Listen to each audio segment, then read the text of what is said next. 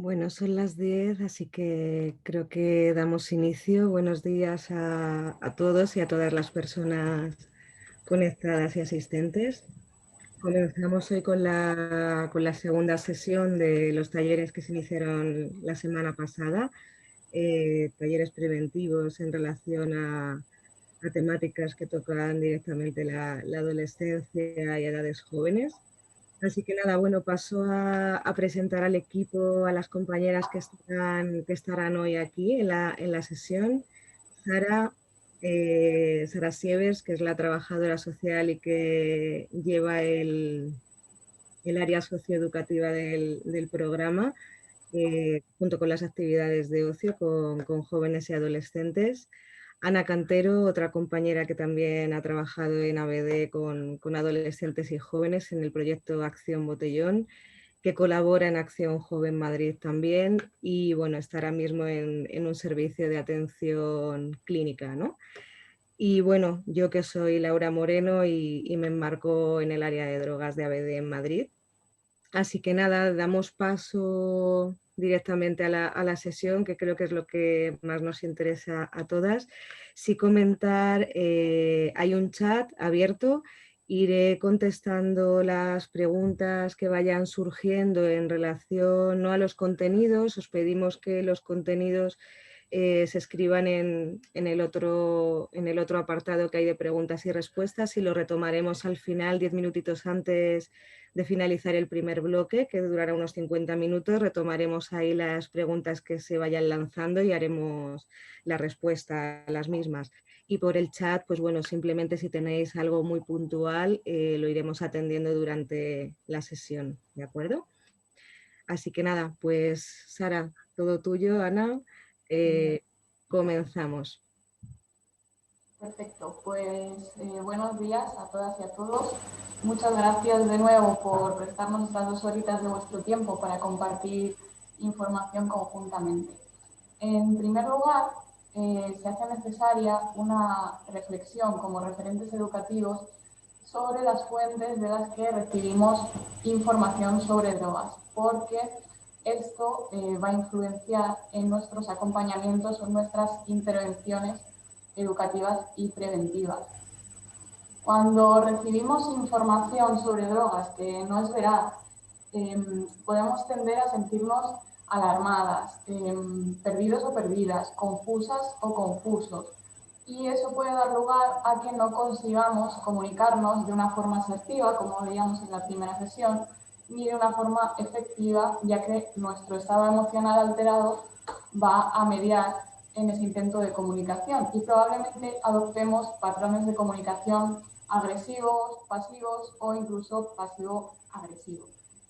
Tenemos que conocer, entender y actuar en este orden, ya que si lo hacemos en cualquier otro es posible que el objetivo que persigamos, como os comentábamos, se diluya, ya sea abrir un espacio de reflexión con una persona adolescente o acercarnos también a conocer qué motivos le llevan a iniciar o a mantener un consumo, ¿no? Y esto es lo que va a dinamizar todo el webinar de hoy. Conoceremos, entenderemos y finalmente hablaremos de cómo actuar. Algunas fuentes fiables de información sobre drogas son las que tenéis en pantalla. En primer lugar, el proyecto Energy Control, que también pertenece a la entidad ABD y que lleva trabajando desde el año 97 la reducción de riesgos, tanto en fiestas, en ocio nocturno, en fiestas patronales con ayuntamientos. Tiene también un servicio de análisis de sustancias, también una parte de medio educativo donde se dan talleres en institutos. Hay una rama también de investigación y de divulgación. Tenéis su Instagram en pantalla y si no también tiene página web y Facebook. Otros colectivos afines, EROWIF, Consumo Conciencia, Échele Cabeza, que también trabajan en la reducción de riesgos en diferentes países. El Plan Nacional sobre Drogas, con sus informes Estudes y Edades. El Estudes abarca una horquilla de edades, nunca mejor dicho, de 14 a 18 años, y el Edades abarca una horquilla de los 15 años a 64 años. También la página web y el Instagram de Género y Drogodependencias de Patricia Martínez Redondo, Drogas y Género, Observatorio Noctámbulas y Proyecto Malva, y luego recursos específicos para adolescencias o juventudes, el proyecto de Acción Botellón, que también trabaja y forma parte de ABD. Normalmente interviene en fiestas patronales, en eventos juveniles, en botellones que se puedan dar, con población de 12 a 25 años, y hace 3 o 4 días han inaugurado el Instagram, lo tenéis ahí en pantalla, les podéis seguir. También el PEP, La Clara y Colocón, para menores o para mayores de 16 años. Bien, dicho esto, nos vamos a enmarcar dentro de los tipos de prevención existentes de una forma bastante resumida, porque es un tema muy amplio. Si hay alguien que quiera profundizar, le recomendamos el libro de Riesgos y Placeres, Manual para entender las drogas, de Martínez Oro y Pallares, que aparte de trabajar la reducción de riesgos con diferentes sustancias y en diferentes contextos, tiene un apartado de un recorrido por las políticas de drogas en España. Bien, en términos de prevención, encontraríamos un primer nivel, que sería la prevención universal, que está enfocada a la población en general, con actividades y mensajes destinados a impedir o a retrasar el consumo de drogas, enfocada sobre todo en la abstinencia. Tendríamos un segundo nivel, que sería la prevención selectiva, que está dirigida a grupos de población que se hayan expuestos a factores de riesgos asociados a los usos de drogas, ya sea biológicos, psicológicos, sociales. Su finalidad busca evitar o reducir los riesgos asociados a los usos de drogas, no el consumo en sí mismo. Aquí es donde enmarcamos la reducción de riesgos, desde donde nosotras trabajamos en el proyecto y que veremos ahora a continuación.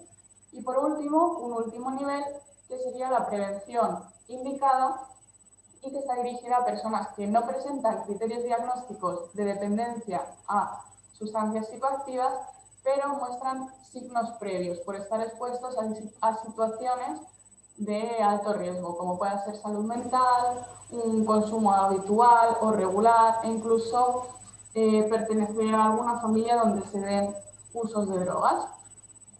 Bien, centrándonos ya desde el enfoque en el que nosotras trabajamos, el modelo de reducción de riesgos surge apoyado en una propuesta previa, que es el modelo de reducción del daño, que se generaliza en los años 80 para intentar disminuir los daños asociados a los usos de drogas en determinados contextos, también para frenar la expansión del VIH y otras infecciones que se pueden transmitir en usuarios o usuarias de drogas por vía inyectada, y posteriormente surge la reducción de riesgos en los años 90, que entiende y parte de la idea de que algunas personas quieren seguir usando drogas asumiendo los riesgos que éstas pueden conllevar por el motivo que sea.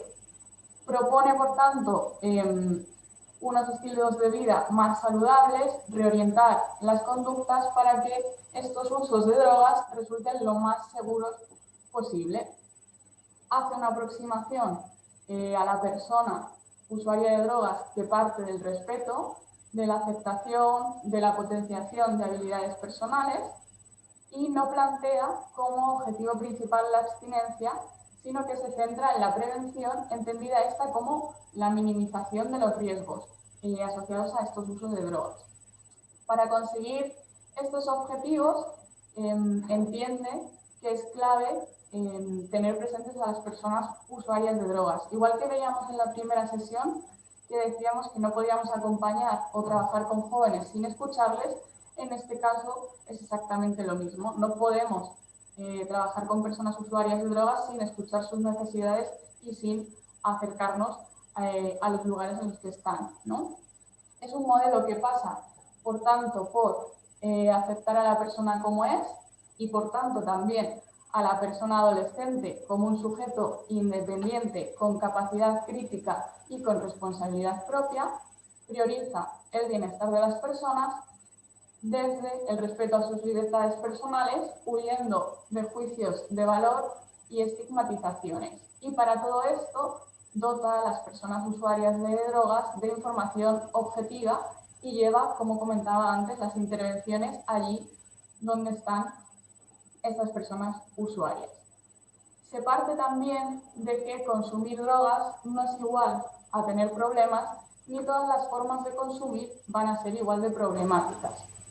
La Red Iberoamericana de Organizaciones No Gubernamentales que trabajan en drogas y adicciones, que se conoce comúnmente como RIOD, sostiene que es importante no sesgar nuestros acompañamientos o nuestras intervenciones con opiniones subjetivas y culturales que no sean respetuosas con la asignación de valores positivos o negativos que da cada persona a sus experiencias particulares. Y además es importante dotar la información de veracidad, es decir, hay que dar una percepción de riesgo adecuada y real, porque si trabajamos con una persona adolescente y le metemos miedo o le mentimos, si posteriormente se da cuenta, pues nuestra credibilidad va a quedar en entredicho y va a ser mucho más difícil ese acompañamiento. Se debe también, por tanto, con las adolescencias trabajar posiciones críticas frente a los usos de drogas, tanto las legales como las ilegales. Y es aquí a donde nos dirigimos ahora mismo.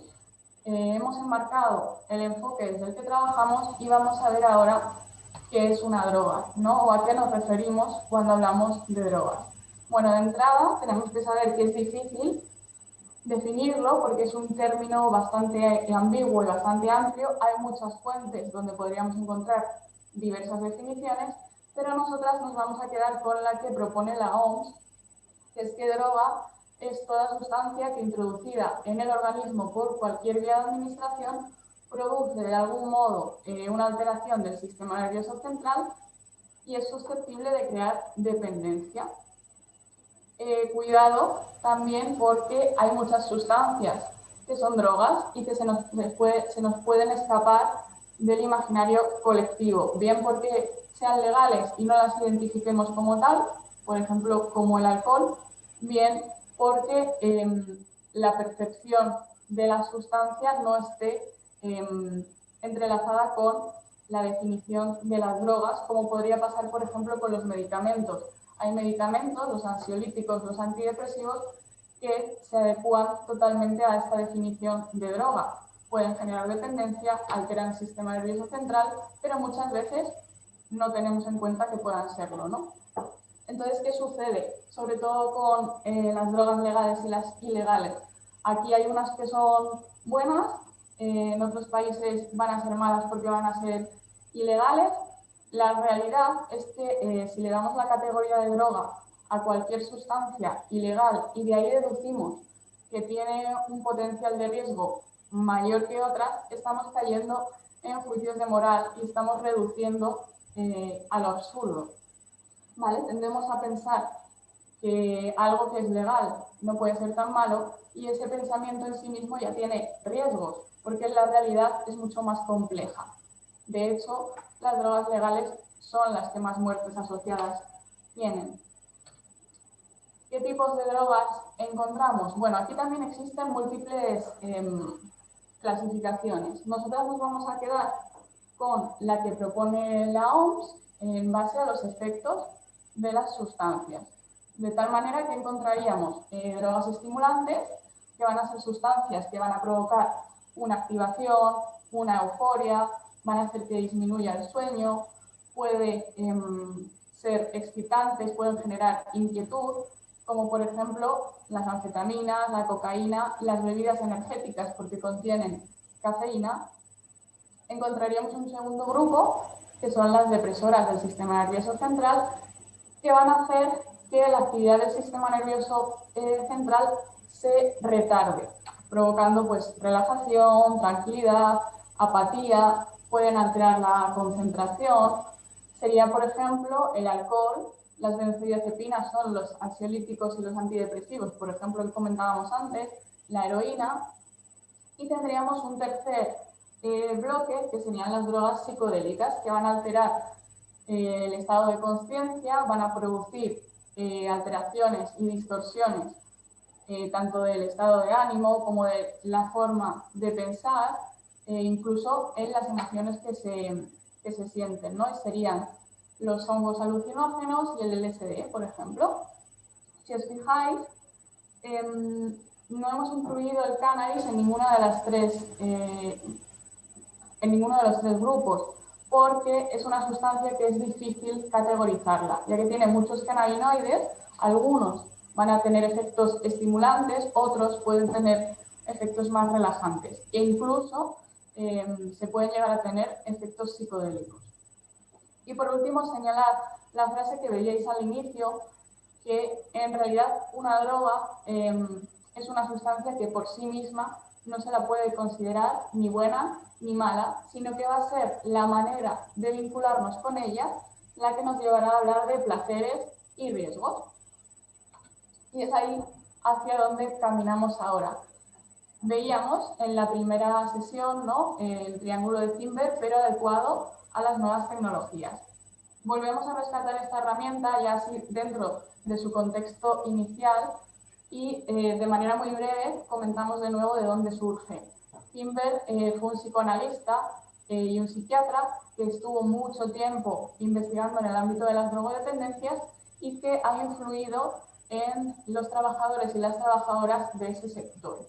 Establece que los términos persona, contexto y sustancia son los que median en toda experiencia los usos de drogas y también señala que no todos los consumos de drogas van a ser problemáticos, sino que se pueden dar usos de drogas de diferentes riesgos, más bajos o más altos. Para utilizar esta herramienta y poder reflexionar sobre cómo nos relacionamos con las sustancias, podemos rellenar cualquiera de los tres vértices con múltiples variables, de tal manera que si, por ejemplo, nos centramos en el vértice sustancia, no va a ser lo mismo consumir alcohol que consumir cannabis, estaría cambiando el tipo de droga. No va a ser lo mismo si se usan drogas todos los fines de semana si se hace una vez al año, cambiaría la frecuencia. No es lo mismo si me bebo una caña, así me bebo una botella de ron, la cantidad y además la concentración de alcohol es distinta. Igual que si nos centramos, por ejemplo, en el vértice contexto, no va a ser lo mismo si yo bebo una cerveza en casa viendo un partido de baloncesto, a si lo hago en una fiesta con música alta y mucho más animada. El contexto cambia, ¿no? Tampoco va a ser lo mismo si los usos de drogas se dan en un grupo de chicas, en un grupo de chicos o en uno mixto. Las dinámicas que se establecen son completamente distintas. Tampoco va a ser lo mismo beber alcohol aquí en España a hacerlo, por ejemplo, en Marruecos. El contexto sociocultural también media en toda la experiencia. Y por último, si miramos el vértice persona, no va a ser lo mismo que, por ejemplo, beba alcohol a alguien de 12 años a alguien de 40. La edad también va a cambiar la experiencia. No va a ser lo mismo si yo decido beber alcohol para pasármelo bien y celebrar que si lo hago para olvidar que tengo un problema, ¿no? La motivación va a cambiar. Igual que tampoco es lo mismo si decido consumir alcohol o cualquier otra sustancia y tengo un buen estado de salud o tengo pues alguna enfermedad. En general se suele poner el foco en el contexto y en la sustancia, pero si no tenemos en cuenta las tres variables estaríamos cometiendo un gran sesgo. Hablábamos, ¿no?, a lo largo de esta exposición de los usos de drogas. Encontramos tres usos de drogas. En primer lugar, los usos de bajo riesgo, donde la persona pues va a emplear las sustancias para divertirse, socializar, disfrutar, por el motivo que sea, y no va a haber señales de alarma si el uso que hace no interfiere en sus actividades de la vida diaria. ¿Va a conllevar riesgos? Sí, porque lo único que no conlleva riesgos es la abstinencia, es decir, el consumo cero. También encontraríamos los usos de alto riesgo, que se dan cuando se produce un incremento de este uso a nivel frecuencia o a nivel dosis, por ejemplo, de drogas, que ya sí produce una interferencia en la vida cotidiana de la persona adolescente, ¿no? Y empieza a perder el interés por otras actividades. en esta etapa ya se le empieza a dar más importancia a las drogas y a todo lo que las rodea que a otras actividades. Y finalmente encontraríamos los usos problemáticos, que es el conjunto de síntomas cognitivos, comportamentales y fisiológicos que indican que una persona sigue usando una sustancia a pesar de que ya aparecen dificultades significativas relacionadas con ella. Josep Rovira, que es el director del área de drogas de aquí de ABD, sostiene que preferimos hablar de consumos problemáticos en lugar de dependencia porque un consumo experimental o recreativo también se puede convertir en un uso problemático si se consume de forma excesiva o de manera continuada en el tiempo. Por tanto, hablaremos más bien de dependencia cuando ya se da un salto cualitativo y cuantitativo hasta el punto de que no existen proyectos de vida independientes a esos usos de drogas. Bien, ya no se va a consumir por placer, sino muchas veces para evitar ese displacer de la falta de la sustancia en el organismo. Como en cualquier uso, encontramos factores de riesgo y protección que van a aumentar o a disminuir la probabilidad del consumo de sustancias. No van a ser la causa, sino que van a incidir probabilísticamente para que una situación se materialice o no, ¿vale? De tal manera que encontraríamos influencias macrosociales y contextuales, pues los valores, las actitudes, la normalización que se tenga para con los usos de drogas a nivel social, la influencia del entorno inmediato, que en el caso de las adolescencias va a ser la familia, el centro escolar y el grupo de iguales, y por último, factores individuales y personales como las habilidades sociales, el autocontrol, el estado emocional, etc. Muchos de estos factores son comunes a las adolescencias y juventudes, pero hay otros que tienen un impacto diferencial según el género. Por ejemplo, en referencia a los factores de riesgo de las mujeres, Miguel Roapolo explica que los usos de sustancia, en muchas de ellas, pues han sido para intentar reducir los efectos de trastornos tipo depresivo, ¿no? La ansiedad, el estrés, una imagen negativa de sí misma o baja autoestima han sido detonantes de los primeros consumos o del mantenimiento de estos, ¿no? Si nos centramos en mirar los consumos problemáticos de las mujeres, en el momento en el que empezamos a rascar un poquito, nos damos cuenta de que por detrás hay un historial amplio de múltiples violencias. Hay evidencias que vinculan los usos de alto riesgo y las dependencias como una respuesta al estrés postraumático asociado a situaciones de abuso sexual, a maltrato físico, maltrato psicológico, a diferentes violencias. Y de hecho, también muchas de estas adolescentes o jóvenes comienzan a consumir sustancias porque sus parejas o los chicos que le atraen lo hacen, y también motivadas por los problemas que puedan tener en sus relaciones sexoafectivas, para superar sufrimientos que le arrojan o para soportar la relación que están viviendo, como consumos evasivos a la insatisfacción amorosa o sexual. También se ha podido observar pues, que en algunos casos los usos del alcohol y del tabaco han podido ser estrategias, ¿no?, para superar esa timidez y ese aislamiento. También estar fuera de la norma que establece el sistema sexogénero puede provocar que se den todas estas violencias que comentábamos y que se puedan transformar en consumos evasivos, por ejemplo, ¿no? Las implicaciones de los estándares de belleza también median mucho más en la población femenina. Y luego también que normalmente siempre se trabaja con las adolescencias y juventudes ofreciéndoles alternativas de ocio a los espacios de uso de drogas, ¿no? Y en el caso de las mujeres, pues bueno, no hay como unos espacios muy definidos, ¿no? Porque el espacio público y el espacio de los centros escolares sigue estando copado por ellos, con lo cual a veces es difícil poderles ofrecer alternativas y en el caso de ofrecérselas muchas veces están desvaloradas en comparación a las de ellos, ¿no? Como pueda ser el deporte. También encontramos factores de protección específicos para ellas, como pueda ser que los modelos, los referentes educativos tienen como mucha más incidencia en ellas que en ellos. Esto puede ser un factor de riesgo o un factor de protección, según el tipo de referente que tengan. Las funciones como el apego, la comunicación, la vinculación a la escuela también ejercen mayor protección en las chicas. Como normalmente tienen mayor percepción del riesgo, van a llevar asociadas más estrategias de control, más estrategias de autocuidado. Y también podríamos llegar a pensar, ¿no? Que el modelo tradicional de roles de género podría ser un plus de protección frente a los usos de drogas para ellas, ¿no?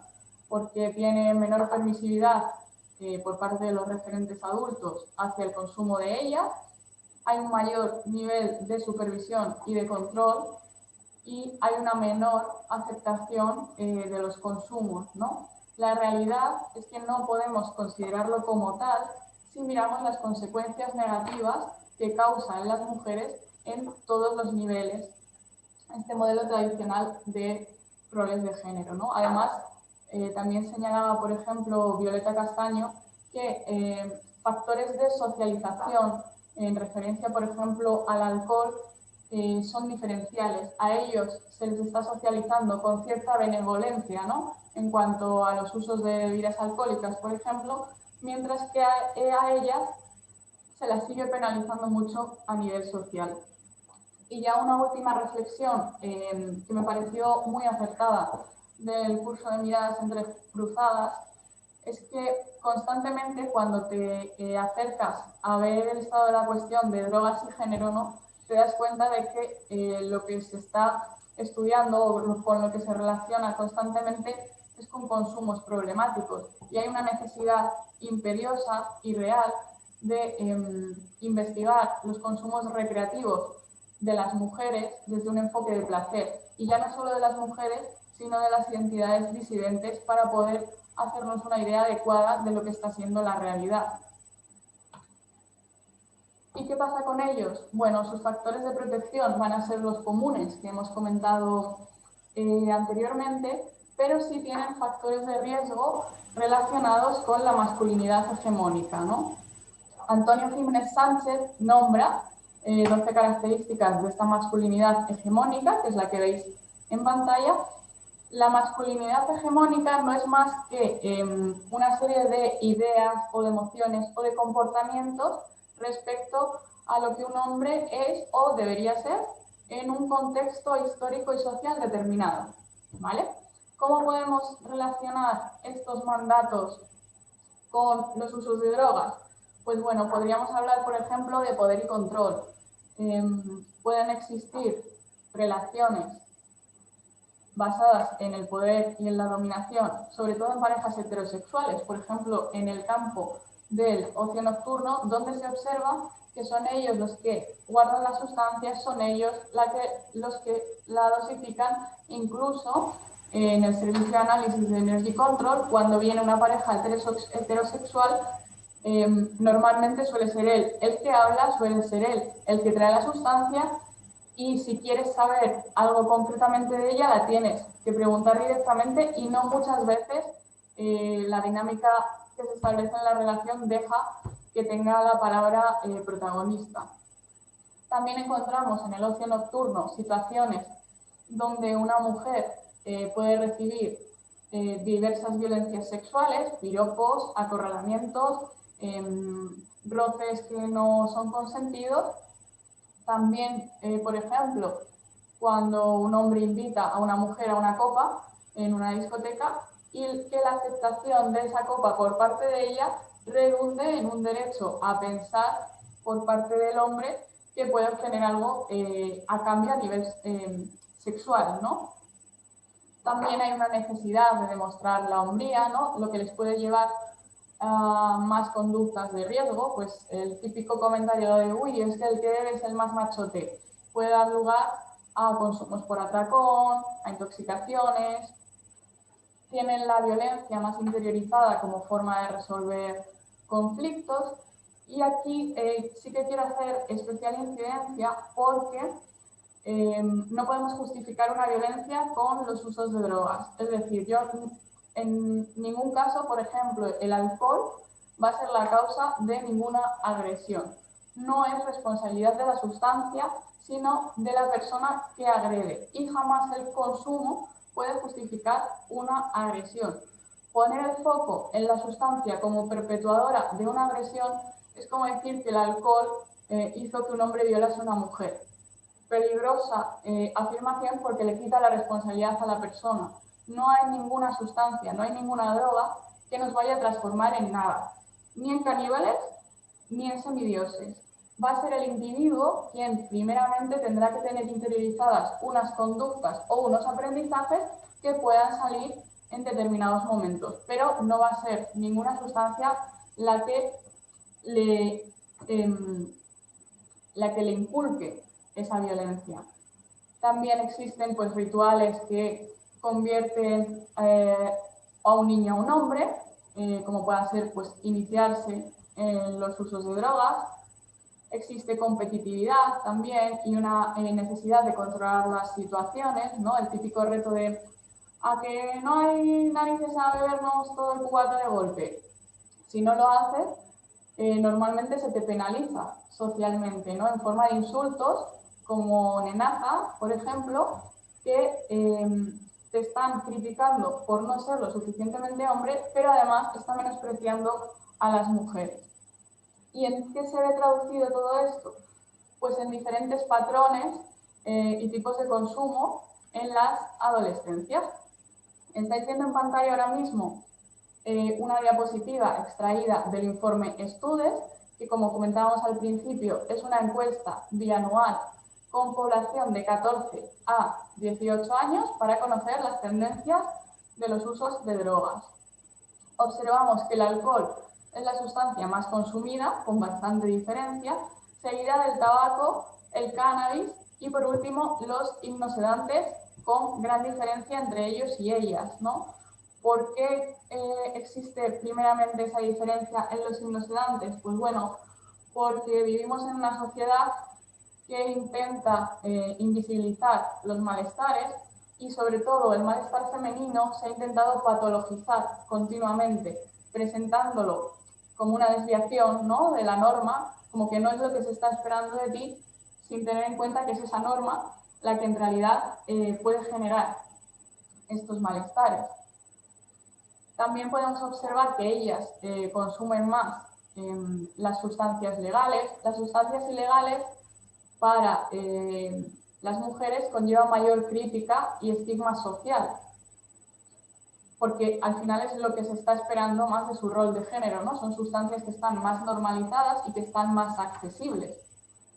El consumo de tabaco, lo veis ahí, está cifrado en 10,3 y 9,4, y sí que reseñar que, por ejemplo, del total de la muestra, un 41% de adolescencias que fuman lo hacen viviendo en un hogar, en una familia que fuma diariamente, con lo cual podemos recoger, ¿no?, el pensamiento que tuvimos en la primera sesión sobre nuestro modelo para con estas personas.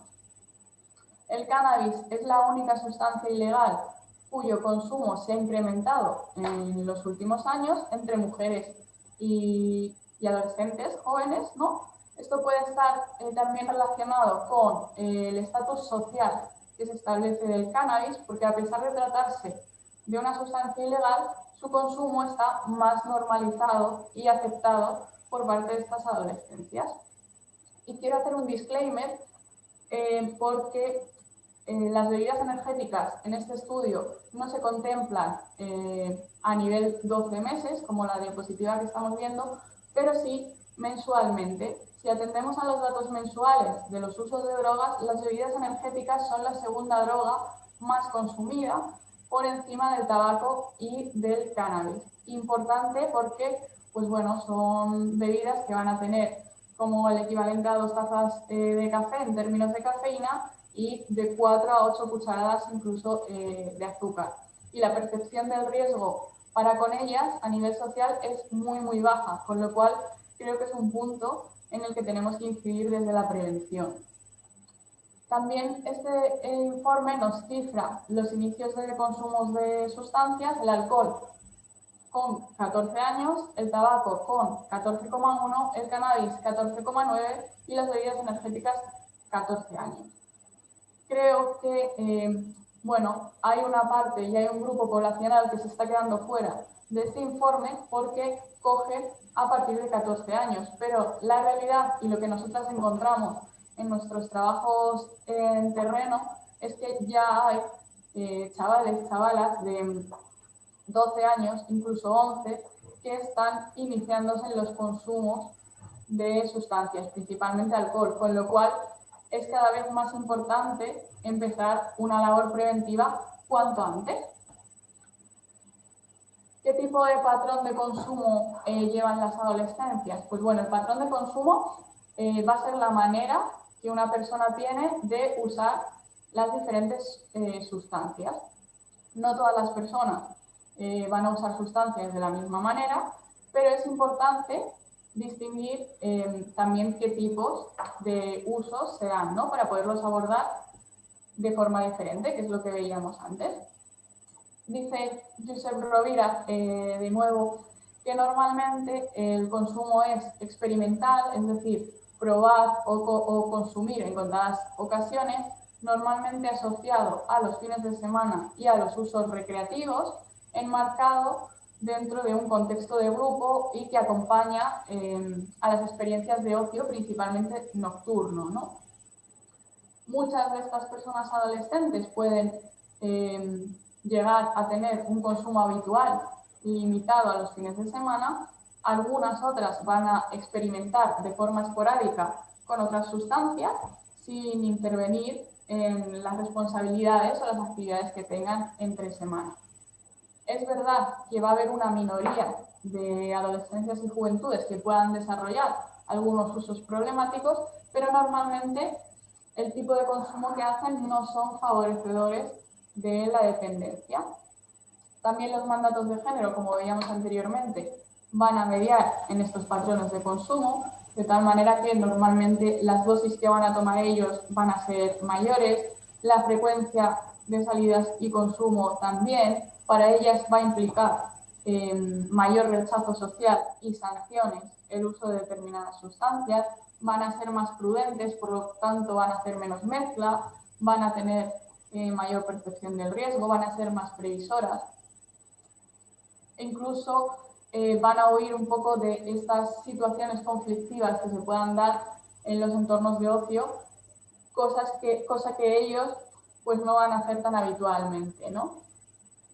¿Qué motivaciones tienen para consumir? Pues bueno, en realidad podríamos poner tantas como personas estamos ahora mismo conectadas en este webinar, ¿no? Pero de manera general, pues van a buscar el placer, por desinhibirse, porque tienen curiosidades o deseos de experimentar, por transgredir la norma, evadir problemas, por imitación a los referentes. Sí que es importante señalar que para ellos y para ellas es más importante relacionarse que los usos de drogas en sí, porque actúan y piensan en clave de grupo, ¿vale? También muy importante poder trabajar con ellos y con ellas las estrategias para afrontar la frustración y la presión grupal, estrategias para resolver conflictos y para decir no, porque también hay una parte de adolescencias que a veces salen de fiesta y se sienten incómodas o piensan, jolín, es que si salgo y no me emborracho voy a ser un bicho raro o ya no van a querer que me junte con ellos, ¿no? ¿Cómo podemos saber si hay un riesgo elevado? Bueno, de entrada tenemos que tener claro que va a ser una variable multifactorial, ¿vale? Vamos a tener que observar la persona, el contexto, la sustancia y todas las relaciones que se establecen alrededor. De manera general, podemos establecer unas señales de alerta, ¿no? Pues si dedica mucho tiempo a la fiesta y poco a sus responsabilidades personales. Si solo se relaciona con un grupo de iguales dentro del contexto de consumo, si tiene dificultades para gestionar el dinero, si tiene baja autoestima, dificultad con ciertas habilidades sociales, si tiene cambios bruscos del estado anímico, si disminuye su rendimiento escolar cuando normalmente pues venía más o menos aprobando, ¿no?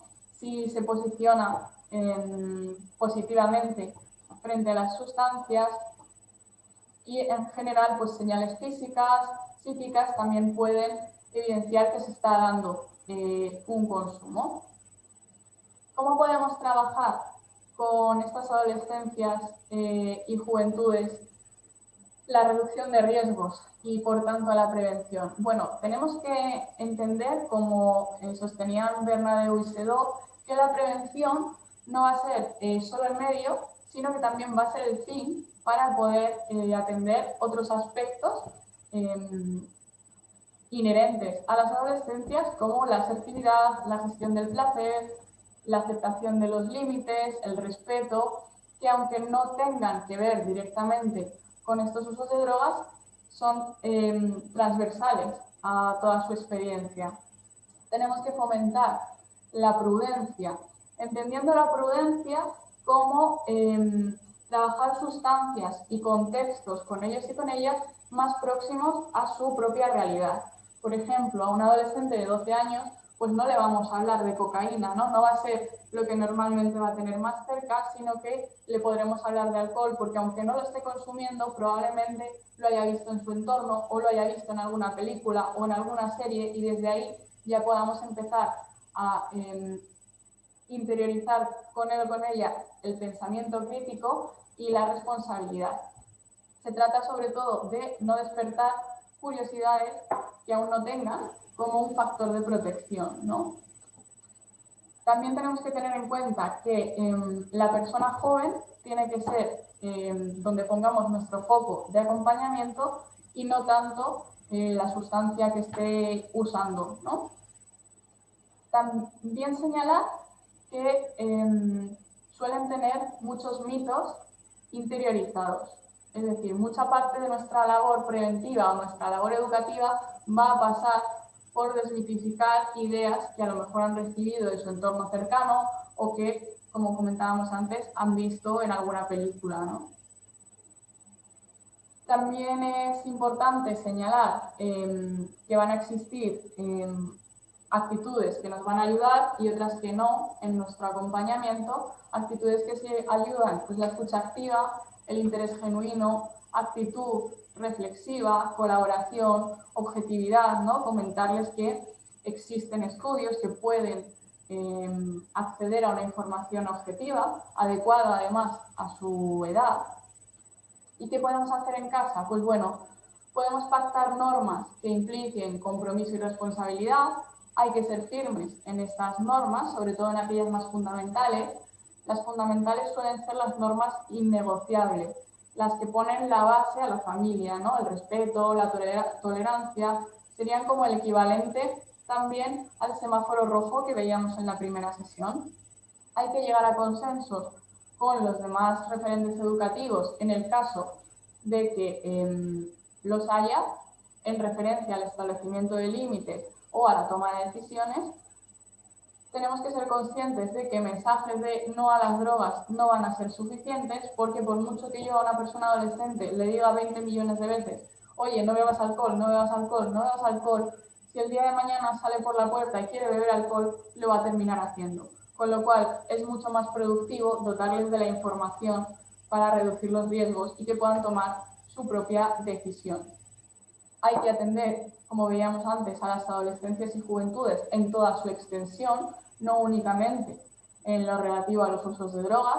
No hay que generar un tabú en torno a los usos de drogas, porque en realidad no mirar una realidad no va a hacer que ésta desaparezca.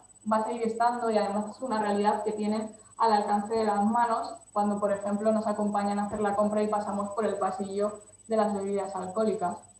No nos tenemos que exceder en la protección, porque si no les estaremos infantilizando y no les dejaremos desarrollar ese pensamiento crítico y esa responsabilidad.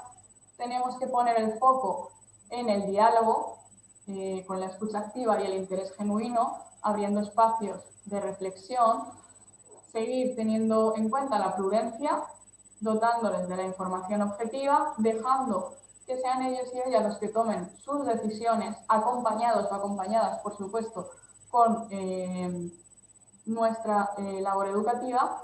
No hay que etiquetar a la persona adolescente o joven.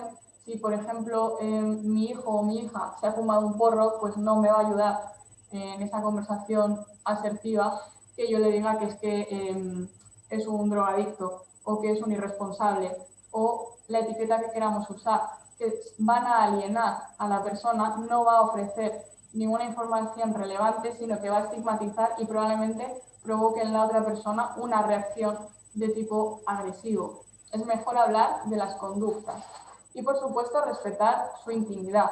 Todos y todas tenemos derecho a nuestra parcelita de intimidad, las personas adolescentes también, y lo que tenemos que hacer como referentes educativos es propiciar una confianza para que si dentro de su parcelita tuviese alguna dificultad, venga a nosotros o a nosotras a contárnosla y lo podamos gestionar conjuntamente. Tenemos que evitar interrogatorios, conservar la calma ante un consumo, dialogar, seguir fomentando este pensamiento crítico, buscar información y acompañamiento, sobre todo si nos sentimos perdidos o perdidas o alarmadas. Hay que intentar evitar la confrontación excesiva, porque no nos va a llegar a construir nada dentro de este diálogo. No tenemos que interpretar tampoco cualquier uso de sustancias como una dependencia. Ya hemos visto que además los consumos que realizan no son susceptibles en la mayoría de los casos de crear estas relaciones con las drogas. No tenemos que culpabilizar continuamente, por lo que hablábamos de las etiquetas, y es mejor esperar a estar calmados si descubrimos que se ha dado un consumo que en el mismo momento, porque probablemente no sea la situación adecuada, ni por su parte ni por la nuestra. Hablábamos, ¿no?, de abrir espacios de reflexión. Bueno, estos son algunos tips, hay más, ¿vale? Podríamos recoger más. Si entráis en alguna de estas páginas que os dábamos al principio o en algunos de los perfiles de Instagram, podéis observar mucha más información de reducción de riesgo. Pero bueno, estos nos pueden servir para iniciarnos o para continuar en nuestro trabajo preventivo. De manera general, hay que transmitir que es necesario planificar los consumos, cuándo se van a dar, por qué se van a dar, cómo voy a volver a mi casa, muy importante también. Las dosis mejor pequeñas que dosis grandes, porque les va a ser mucho más fácil controlar los efectos y aparte van a implicar menores riesgos. Espaciar los consumos para no generar una dependencia, una tolerancia, conocerse y escucharse a una misma, saber dónde tenemos nuestros límites, intentar no mezclar sustancias, porque de las mezclas puede ser que se dé un aumento también de los riesgos. Recomendaciones también de tipo social, cómo pueden decir no, cómo pueden posicionarse frente a la presión grupal, también enseñarles qué tienen que hacer en caso de una intoxicación. Si nos ceñimos al alcohol, pues si deciden beber, que lo hagan con el estómago lleno. Esto va a favorecer que el alcohol se absorba, es decir, pase a la sangre de una manera más progresiva, les va a permitir poder gestionar mejor los efectos que sientan. Tienen que beber agua entre copa y copa, ¿vale? Porque el alcohol, aunque sea un líquido, deshidrata y también les va a ayudar con la resaca del día siguiente. Mejor beber despacio que no hacer consumo por atracón, por que implica muchísimos más riesgos, preferible bebidas de menor graduación que las de mayor graduación, porque la concentración de alcohol que van a ingerir va a ser menor, y también enseñarles cómo actuar ante una intoxicación o un posible coma etílico. Respecto a las bebidas energéticas, pues bueno, no mezclarlas con alcohol, porque es verdad que es un consumo que estamos detectando muy habitualmente y son sustancias de efectos contrarios, con lo cual van a tender a enmascararse y a lo mejor para obtener el puntillo que podrían obtener bebiéndose un ron con Coca-Cola, necesitan incrementar la ingesta de esta mezcla y a su vez incrementar los riesgos. No beberlas asiduamente por la cafeína y el azúcar que comentábamos antes. Respecto al tabaco, no es mejor el del IAR que el industrial per se, sigue siendo tabaco, sigue teniendo nicotina. Sí que es verdad que en los cigarros industriales el papel blanco es blanco porque se usa cloro y otros componentes para darles aspecto, y estos compuestos se pueden acumular en el cuerpo. No apurar el cigarro hasta el filtro, porque a medida que el cigarro se va consumiendo, todos los componentes que se derivan de la combustión se van a ir acumulando. Y por último, si nos centramos en el cannabis, pues usar filtro, porque esto va a evitar que partes de estos gases derivados de la combustión lleguen a nuestros pulmones, porque el THC o el CBD va a seguir haciendo sus efectos, no se va a quedar en el filtro, que es un mito también bastante extendido. Mejor vaporizar que combustionar, porque toda combustión conlleva más riesgos por lo que comentábamos de los gases que se derivan. Si mezclamos con alcohol hay que tenerlo en cuenta porque puede ser una mezcla de sustancias que tengan efectos contrarios y pasaría como con las bebidas energéticas. Prudencia en la mezcla con alcohol, porque cannabis más alcohol puede dar lugar a bajadas de tensión. Enseñar también cómo actuar frente a una bajada de tensión y por último entender que una buena gestión del placer y de la protección disminuyendo los riesgos dará lugar a una gestión de placeres y riesgos adecuada. Genial, pues les cedo la palabra a mis compañeras por si tenemos alguna duda que resolver. Bueno, Sara, muchas gracias por la exposición. Espero que las personas que están escuchando la hayan disfrutado. Si te parece, para dejarte respirar un ratito y, y beber agua, hay únicamente una pregunta que leo y paso a responder. Nos preguntan por el chat cómo reaccionar o qué decir a un chico de 14 años que bromea con consumos de cocaína, porros, entre comillas, drogas potentes, a pesar de no haber consumido aún ninguna de ellas. Bueno, contesto Sara, pero si luego quisieras añadir algo, Ana, pues adelante vosotras también, ¿vale?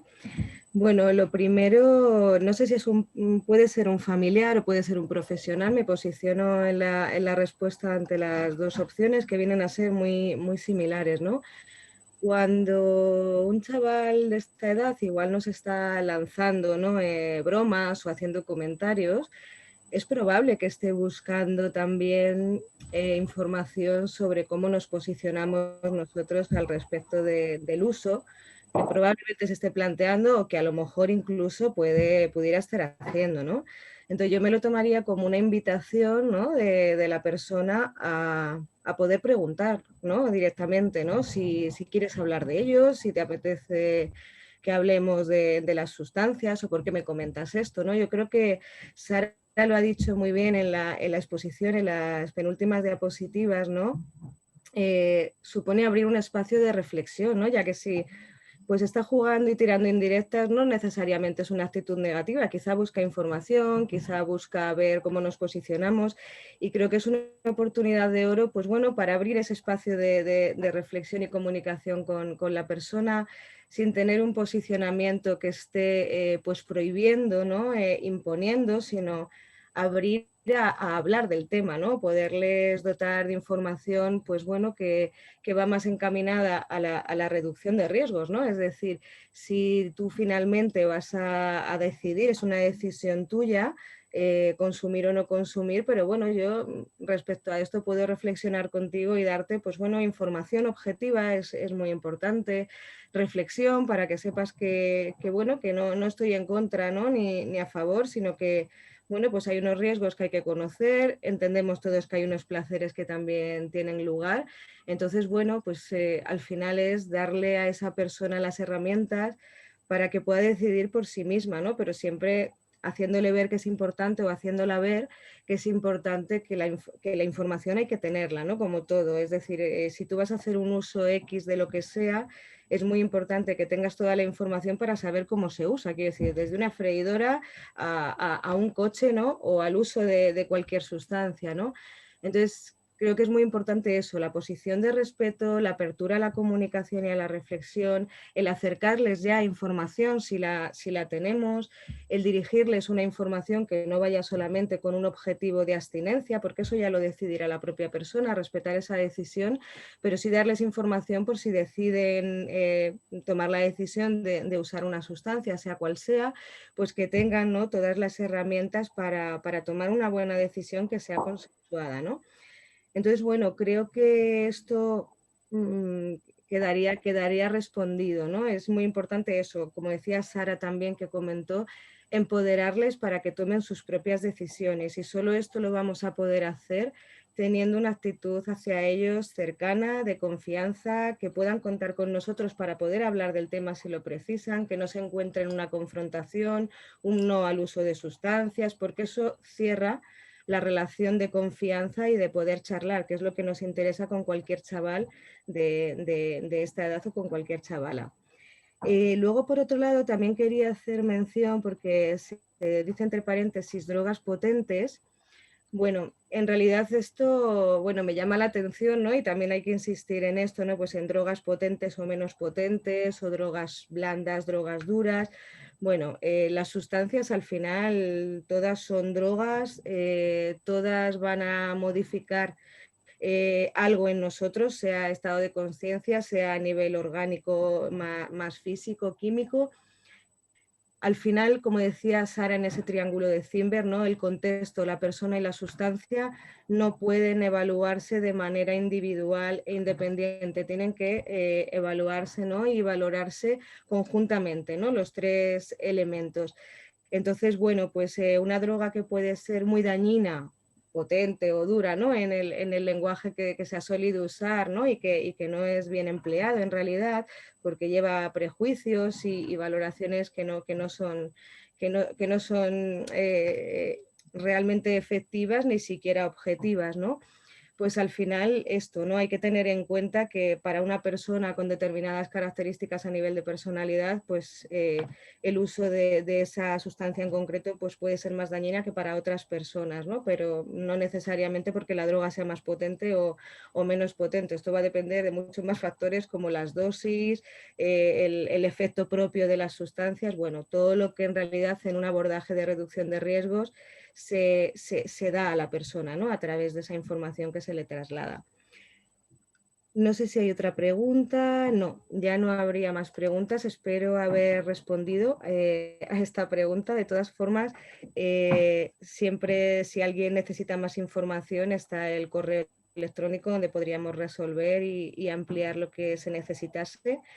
Y bueno, decir también antes de pasar al segundo bloque, Sara, por dejarte un poquito de espacio, que las sesiones están siendo grabadas, se van a pasar las presentaciones, así como las grabaciones a todas las personas asistentes. Y me parece muy importante también respecto a esta pregunta, pues bueno, el bloque anterior que dimos de comunicación, ¿no?, intrafamiliar, porque se daban muchas herramientas y muchas estrategias, ¿no?, para comunicar con los chavales en realidad y que es la base para luego poder transmitir una información de manera adecuada. Así que nada, yo lo dejo aquí, Sara, te cedo paso, vaya, para comenzar con el segundo bloque. Vale, pues vamos a proceder a hablar de juegos de azar. ¿Qué son los juegos de azar? Bueno, para comprender cómo los juegos de azar pueden mediar en la conducta de una persona, ¿no?, llegando incluso en su forma más extrema a favorecer la aparición de una adicción comportamental, tenemos que conocer qué opera por detrás porque está todo muy bien estudiado. Va a seguir vigente la máxima que veíamos en la primera parte del webinar: conocer, entender y actuar. Y es lo que va a seguir guiando nuestra exposición. En primer lugar, los juegos de azar van a ser unos tipos peculiares de juego donde vamos a arriesgar una cantidad de dinero o un objeto de valor económico con el objetivo de aumentar esa ganancia. ¿De dónde viene el riesgo? Pues viene de que estamos apostando esos bienes a unos eventos que van a depender del azar y cuyo resultado va a ser probabilístico, es decir, de entrada no lo vamos a conocer. Por tanto, la apuesta, la aleatoriedad y el premio van a ser los elementos centrales que los van a diferenciar de otros juegos. La relevancia de ellos es porque son piezas clave que nos van a ayudar a entender los mecanismos por los que se rigen los juegos de azar y que van a explicar por qué se practican. Por ejemplo, si yo decido apostar, probablemente lo primero que tenga en cuenta sea la opción de conseguir un premio, ¿no? Será lo que inicialmente me mueva, la expectativa de conseguir pues, ese aumento de la ganancia. Para conseguir ese premio, ¿qué voy a hacer? Voy a realizar una apuesta, por ejemplo, a la ruleta, ¿no? Y tengo que esperar al resultado de la apuesta para ver si he ganado o no. Recordemos que va a ser un resultado incierto, ¿no? No lo voy a saber o no lo voy a poder intuir hasta que la ruleta deje de girar y vea dónde ha caído, en qué número, la bolita, ¿no? En este tiempo, la incertidumbre va a estar muy presente. Y una vez que la ruleta deja de girar y ve dónde ha caído esta bolita, pues si he acertado me llevaré el premio, si no, perderé. Pero en cualquier caso voy a interpretar el resultado. He perdido porque no sé jugar o he ganado porque tengo buena intuición, ¿no? Esta va a ser la cadencia infinita de los juegos de azar. Expectativa, apuesta, incertidumbre, resultado e interpretación. Y todos ellos están mediados por un programa de reforzamiento que se llama de razón aleatoria, que son las reglas que van a estructurar cómo, cuánto y por qué se va a reforzar la conducta de apostar. Se llaman de razón aleatoria porque los diferentes eventos que acontecen en la dinámica del juego van a ser independientes entre sí. ¿Qué pasa? Pues sucede que nosotras aprendemos a predecir hechos correlativos, ¿no? Por ejemplo, podemos saber las consecuencias de determinadas conductas nuestras. Y de este aspecto se pueden derivar ciertas creencias de control sobre el juego que actuarán también como reforzadores de la conducta, ¿no? En el juego de la ruleta, por ejemplo, la probabilidad de ganar es de 1 entre 37, ¿vale? 37 números, el que nosotras juguemos. Independientemente del número de veces que apostemos y del resultado que haya salido previamente, la probabilidad va a seguir siendo exactamente la misma y los resultados independientes entre sí. Sin embargo, es muy fácil caer en la trampa, ¿no? De pensar que si ya han salido los 36 números iniciales, el siguiente que va a salir va a ser el 37, va a ser mi momento, seguro que acierto, apuesto. ¿Qué sucede si en vez de perder en esta tirada gano? ¿Dejo de apostar? Bueno, podría, si así yo lo decido, ¿no? Pero la cadencia del juego va a intentar siempre que no sea así.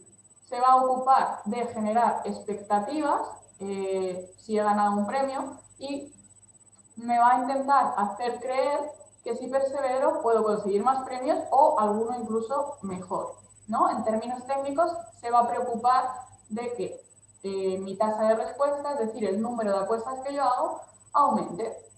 A nivel cerebral, sin profundizar demasiado, sino para hacernos una idea aproximada, contamos con un sistema de recompensa que se activa y que nos ofrece descargas de dopamina ante eventos que pueden ser recompensantes, ¿no? En el juego, ¿qué sucede? Pues que los resultados de cada apuesta van a ser sorprendentes porque son independientes, ¿no? Entonces, a nivel cerebral, la respuesta dopaminérgica va a seguir estando en mayor o menor medida. Además, toda la parafernalia del juego, las luces, los sonidos, los materiales que usamos para jugar, actúan también como motivador, avisando de que existen recompensas disponibles, ¿no? Y puede aumentar la necesidad o el deseo creciente por jugar. Y además la incertidumbre también va a trabajar como reforzador, ¿no? Nos vamos a quedar ahí pegados o pegadas esperando a ver cuál es el resultado, cuál es el desenlace. Spoiler, esto también sucede en las series de televisión. Nos enmarcan una historia basada en la incertidumbre y consigue que nos quedemos pegados o pegadas a la tele 2 temporadas o 10 esperando a ver cuál es el desenlace. ¿Qué tipos de juegos de azar encontramos? Bueno, podemos clasificarlos inicialmente en base a la suerte o a la habilidad y suerte. Suele ser la clasificación más conocida, pero tiene muchas críticas, ¿no? Se usó inicialmente para separar los juegos en los que el resultado depende solo del azar, como las máquinas tragaperras, el bingo, las loterías, ¿no? De los que conllevan competición entre oponentes, como el póker, el blackjack, las apuestas deportivas, ¿no? Que implican en mayor o menor medida, y nos extenderemos con esto a continuación, una destreza de la persona, ¿no? ¿Por qué se critica esta categorización?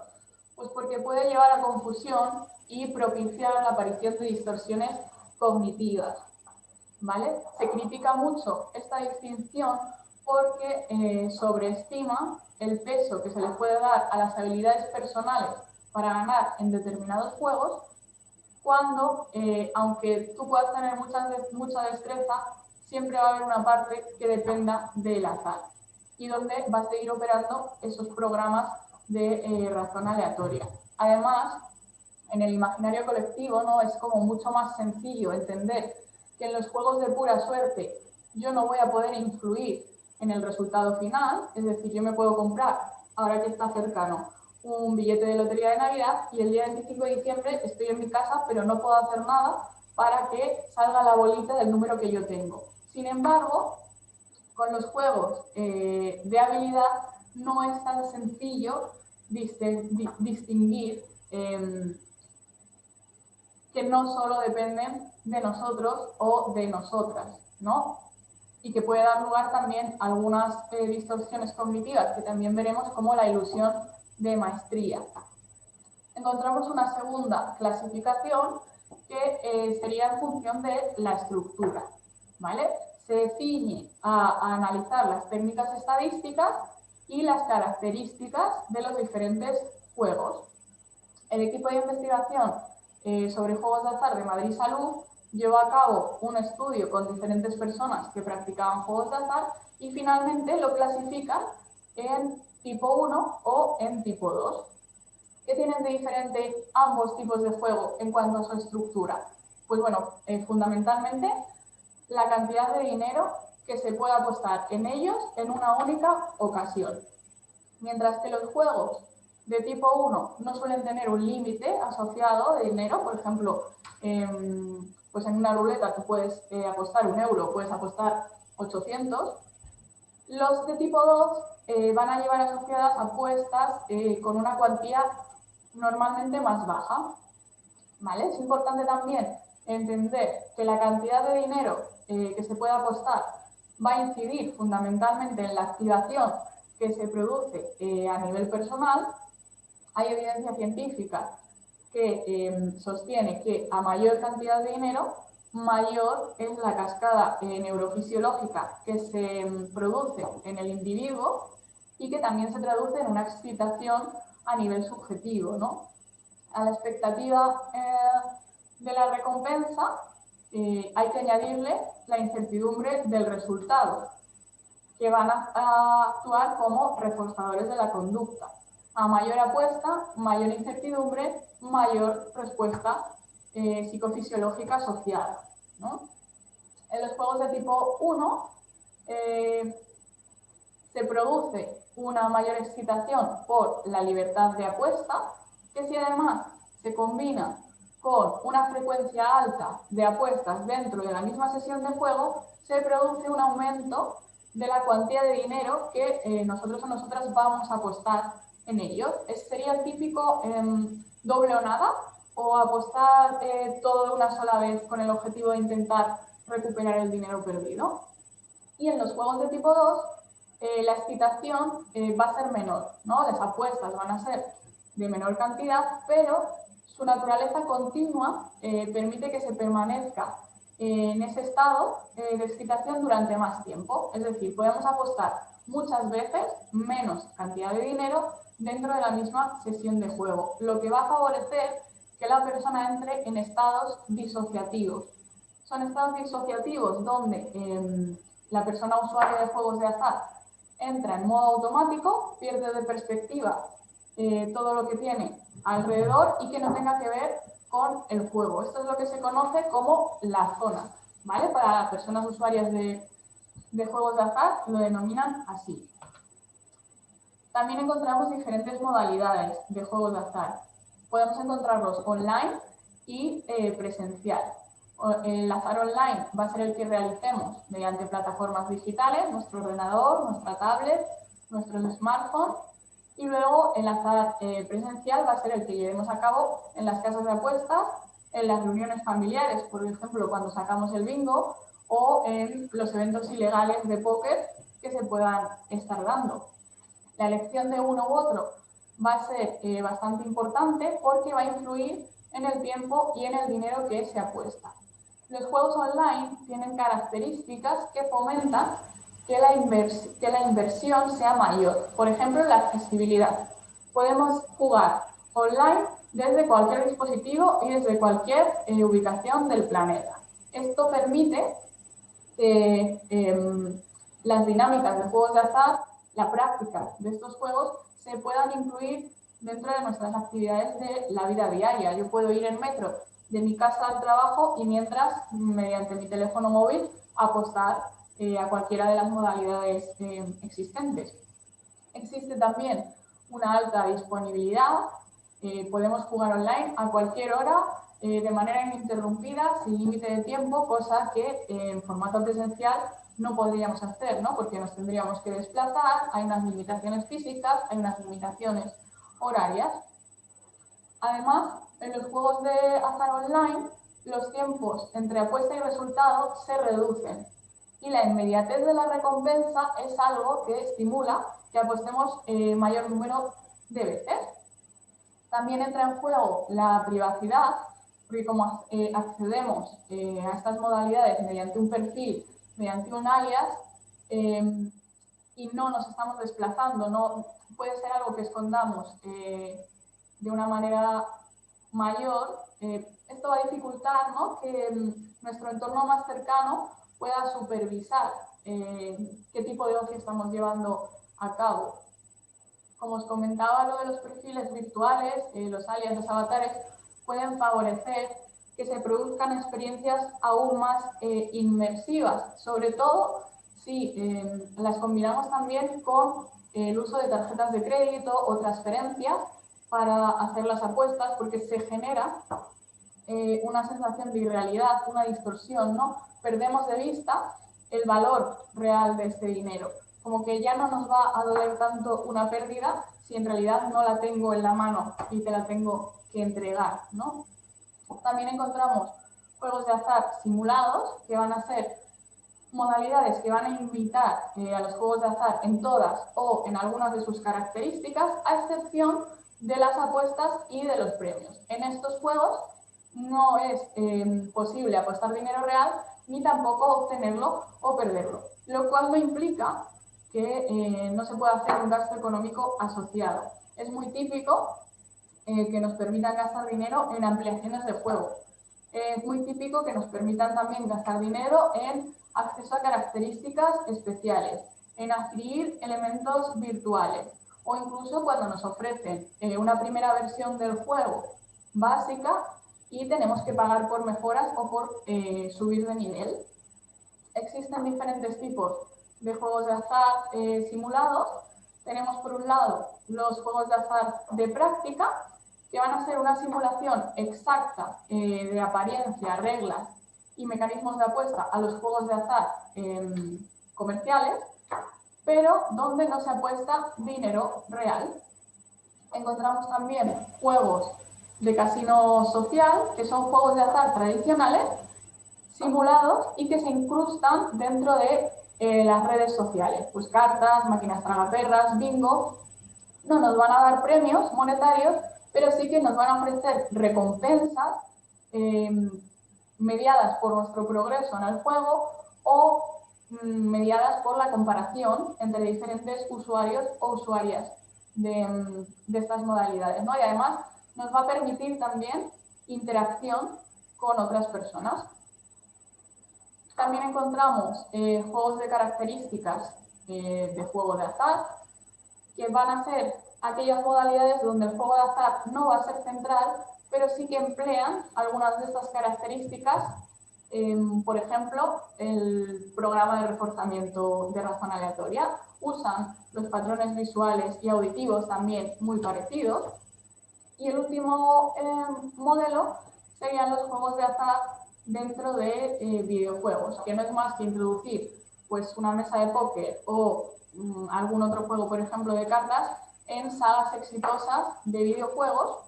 Y cuidado porque esto también se hace en los videojuegos de apariencia infantil, donde se pueden ganar, por ejemplo, moneditas para mejorar el cuidado de la mascota o para mejorar el desempeño del juego, ¿no? ¿Por qué hay personas usuarias de estas modalidades si no hay dinero de por medio? Pues bueno, por diversión, por relación con otras personas, por afrontamiento o relajación, afrontamiento del aburrimiento, perdón, o relajación, como un uso evasivo frente a las emociones negativas y los problemas, y también como un entrenamiento para conseguir dinero real en los juegos de azar comerciales. En el diseño de estos juegos también puede funcionar como reforzador de la conducta, el mismo diseño, quiero decir, salvo en los casos donde la motivación para jugar o para llevarlos a cabo es conseguir dinero real. Ahí va a ser ese deseo el que nos va a mover a jugar y que nos va a generar también una falsa creencia de control que veremos en el apartado de las distorsiones cognitivas. Y muy importante también señalar que este tipo de juegos no se consideran legalmente juegos de azar. Las personas menores de edad pueden acceder libremente a ellos, haciendo que tengan experiencias tempranas en los juegos de azar, que aprendan de forma fácil las reglas básicas del funcionamiento de estos juegos y que se vean como actividades de ocio divertidas y sin ningún riesgo. ¿Qué más va a influenciar en el mantenimiento de la conducta de apostar? Pues la arquitectura y la publicidad de los juegos de azar también median como reforzadores. Tenemos que conocer que existe una cosa que se llama, ingresos por cliente disponible, que no es más que la rentabilidad de un servicio, de un producto, y se extrae de la división del ingreso total que genera ese servicio o producto entre el número de clientes disponibles. Así, por ejemplo, una casa de apuestas, para aumentar los ingresos totales, puede hacer dos cosas. O bien incrementa lo que apuesta cada cliente, o bien incrementa el número de clientes que tiene en su local. Y para todo esto llevan a cabo diferentes estrategias atraídas, motivadas para atraer clientes o dirigidas a que estos clientes gasten más. Otro spoiler que os hago, esto también lo hacen, por ejemplo, las tiendas de ropa.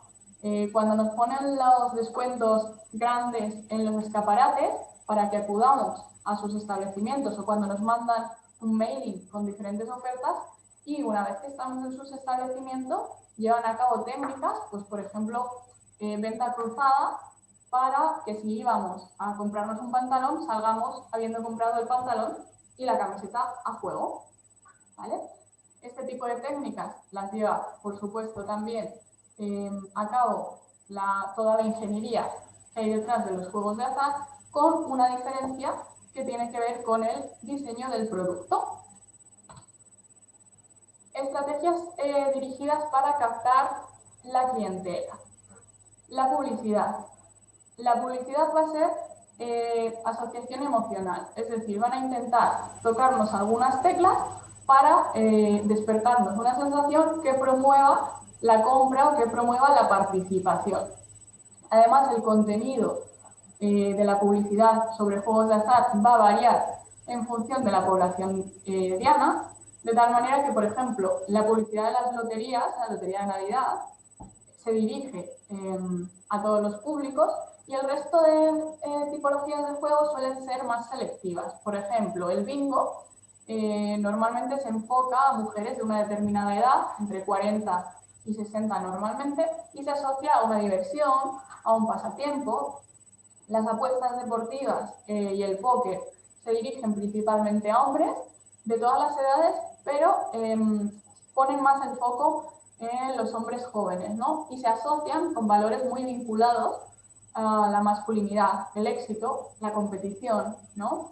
También se han usado influencers, sobre todo enfocados a la gente joven, y este tipo de personajes, ¿no?, de referentes que se usan en la publicidad, se emplean porque están como a caballo entre que les podemos admirar, es una persona que nos resulta familiar y de confianza, ¿no? Y si nos valida el uso de un determinado producto, es mucho más probable que lo compremos o que lo empleemos, ¿no? Con el nuevo decreto ley que regula la publicidad y todo lo que tiene que ver con los juegos de azar, que se aprobó a inicios de este mes, no se van a permitir no se va a permitir la publicidad fuera de la horquilla horaria de la 1 a las 5 de la mañana y tampoco el empleo de estos referentes. Ahora bien, para contratos que ya hayan sido firmados, se tiene hasta verano del año que viene para regular la situación, con lo cual todavía es posible que podamos ver algún anuncio que se escape por ahí. También es importante hablar del uso del humor, porque es una estrategia que se emplea para aumentar el recuerdo y que tiene gran influencia en las adolescencias y en las juventudes. Les fomenta que interioricen mucho más lo que les estás contando si va asociado, por ejemplo, a una broma, ¿no?, a un chascarrillo. También se emplean voces en off para aumentar la eficacia del anuncio, para distinguirlos de otros que haya y también, por supuesto, para aumentar el recuerdo, ¿no? Por último, existen también técnicas de llamadas a la acción, el típico apuesta, apuesta, apuesta, gana, gana, gana, ¿vale? Que son disparadores que van a hacer que aumente nuestra necesidad de apostar o de mantener nuestra conducta. Importante señalar la influencia de este tipo de publicidades en adolescencias y juventudes porque tienen un impacto a nivel de recuerdo, a nivel de la actitud hacia el juego y la percepción del riesgo que entrañan, por supuesto, y respecto al conocimiento técnico sobre el funcionamiento de los diferentes juegos, ¿no? Las estrategias que usan a nivel publicidad van a moldear la actitud de las personas adolescentes y jóvenes haciéndola más positiva. Van a hacer que vean los juegos de azar como una actividad divertida, como una forma de entretenimiento, como una forma fácil de conseguir dinero, como una forma de actividad social que pueden hacer con sus amistades, incluso como un indicador de estatus o de habilidad. Y una visión positiva de los juegos de azar implica que existe una parte de desconocimiento de los riesgos, ¿no? Y una baja percepción del riesgo está íntimamente relacionada con la aceptabilidad social del juego de azar. Estas estrategias de publicidad contribuyen a que el juego de azar se normalice. ¿Qué otras estrategias llevan a cabo dirigidas a captar clientela? Pues bueno, la expedición de bonos de bienvenida, que no es más que una cantidad variable de dinero que se ofrece gratis para que tú empieces a apostar. Por supuesto, bueno, las personas menores de edad en este país no deberían acceder a estos bonos de bienvenida ni a las casas de apuesta. Otra cosa es que la realidad con la que nos encontremos varíe o que estos menores o estas adolescencias sean capaces de acceder a ellos mediante, por ejemplo, pues artimañas o cuentas falsas. Con el nuevo decreto ley que entra en vigor también se prohíbe la expedición de estos bonos y también incluye un control parental para la publicidad online. Los almuerzos, las comidas, las bebidas alcohólicas baratas o gratis también se usan como reclamo para atraer clientela. Suele ser una estrategia que funciona muy bien con personas adolescentes. Y en el caso de ofertar este alcohol, se hace con el objetivo de que, bueno, es una sustancia que nos va a desinhibir, ¿no? Y puede fomentar que una persona termine apostando más de lo que tenía pensado y redunde, por tanto, en un aumento de los ingresos de la casa de apuestas, en este caso. También tienen tarjetas VIP que se otorgan a los buenos clientes, ¿no? A personas que han invertido bastante dinero en juego, o si lo miramos por otra parte, aquellas que hayan perdido mucho dinero también, ¿no? Como un marcador de estatus y que puede ser recompensante en sí mismo. Los diseños de los locales de apuestas también median en aumentar el gasto por cliente, de tal manera que vamos a encontrar locales que van a evitar el espacio, la discontinuidad, cuantas más máquinas cerca y pegadas haya y más cerradas sean las salas, va a ser mucho mejor. Los pasillos, si son curvados y orientados hacia otros pasillos, mucho mejor que si son perpendiculares o se orientan hacia la puerta.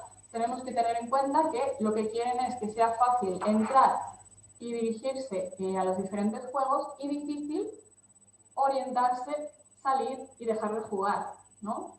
La decoración no tiene que ofrecer señales conflictivas, es decir, tiene que estar relacionado con los propios juegos de azar. El ambiente sensorial también está extremadamente estudiado, las luces y su ubicación para que generen esa sensación de privacidad, de retiro, que fomenten a la persona usuaria entrar en esa zona, ¿no? Que no provoquen fatigas, porque recordemos que quieren que estemos el mayor tiempo posible. No debería haber nunca luz natural, porque esto nos podría ayudar a hacernos una idea de cuánto tiempo llevamos dentro de estas salas, igual que tampoco hay relojes, ¿no? La temperatura, el volumen del hilo musical, incluso la música en sí misma también está perfectamente estudiada.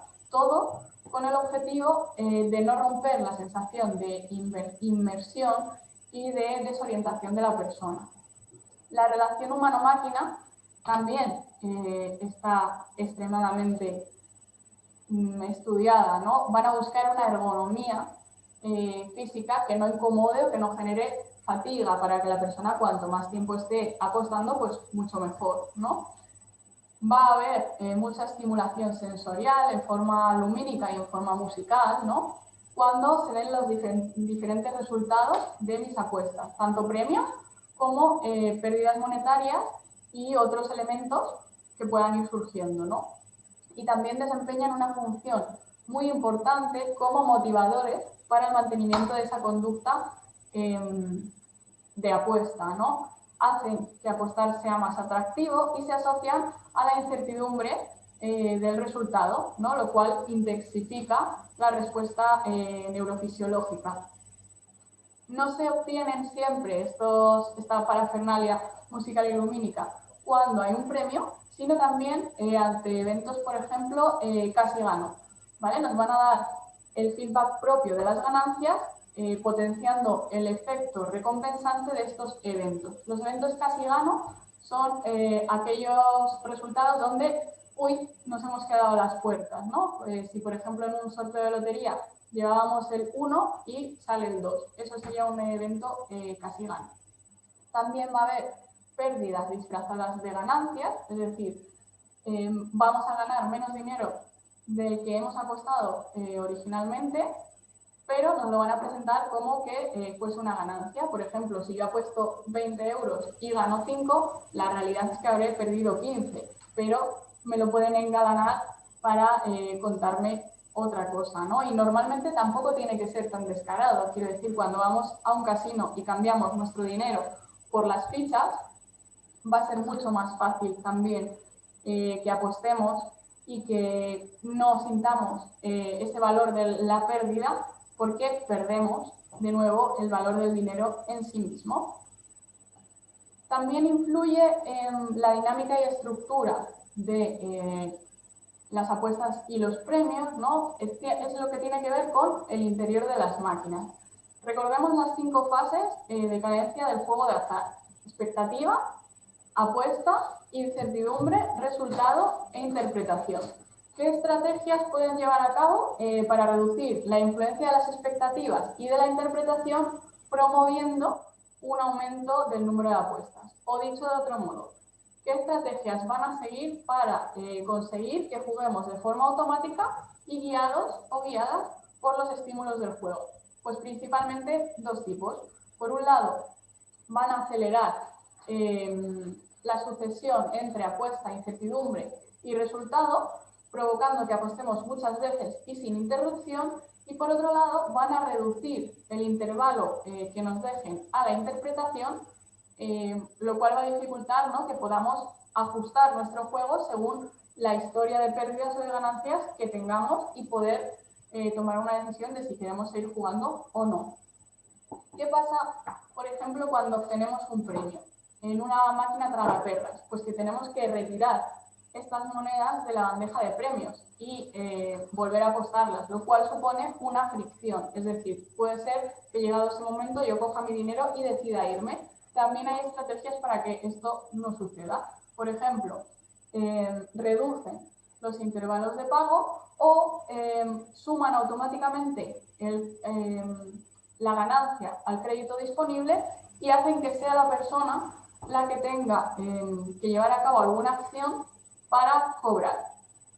Interesante también saber que con todo esto ahora de las inteligencias artificiales, pues hay muchas máquinas que pueden almacenar la historia del juego o incluso nos permiten apostar a varias líneas a la vez, ¿no? También programan incluso el ritmo al que se presentan las pérdidas, intentan que no sean pérdidas muy grandes para fidelizar estos clientes o esta clientela.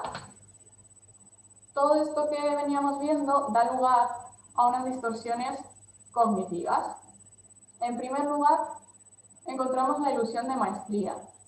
¿Se puede ser un experto o una experta en juegos de azar? Bueno, la respuesta es que sí. Ahora, ¿se puede obtener una ventaja de ser un experto o una experta? Bueno, hay personas usuarias de los juegos de azar que relatan conocer a la perfección qué elementos hay, cuándo se van a presentar estos premios. Sin embargo, ese conocimiento no lleva a obtener ninguna ventaja. Puede ocurrir, de hecho, todo lo contrario. Es decir, que se favorezca la creencia de que realmente se controla o que se puede predecir un resultado aleatorio.